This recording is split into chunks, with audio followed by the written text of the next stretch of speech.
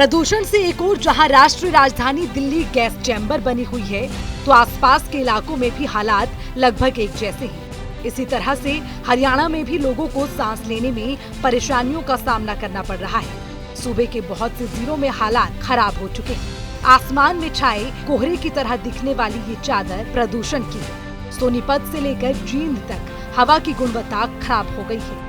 बात अगर जींद की करें तो जींद में प्रदूषण का स्तर 280 दर्ज किया गया है। इसके साथ ही सोनीपत में AQI 331 दर्ज किया गया। हालांकि प्रदूषण से कैथल को अब राहत मिलती दिख रही है, क्योंकि कैथल में अब AQI 200 से भी कम हो गया है। अगर कैथल में दीपावली या उससे पहले की बात करें तो AQI 300 के पार था, जो अब कम होता दिख रहा है।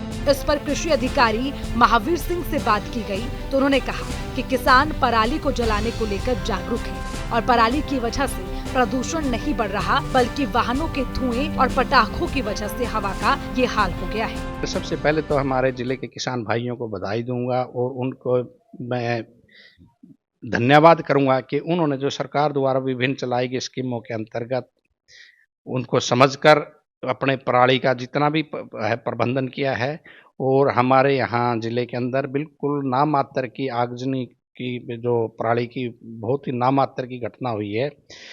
इसके अंदर भी काफ़ी किसानों को अनसमझ के अंदर जो गांठ बनाने के बाद थोड़ा सा अगर मान लो कोई बच गया है उसके अंदर कोई लग गई है। अदरवाइज हमारे यहाँ लगभग जो पराली का है प्रबंधन बहुत ही उचित मात्रा में हमारे किसान भाइयों द्वारा किया गया है।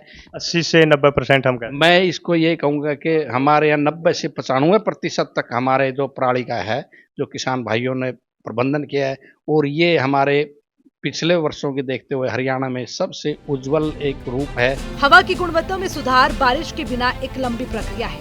वो भी तभी हो सकता है जब दूसरे कारकों पर लगाम लगाई जाए।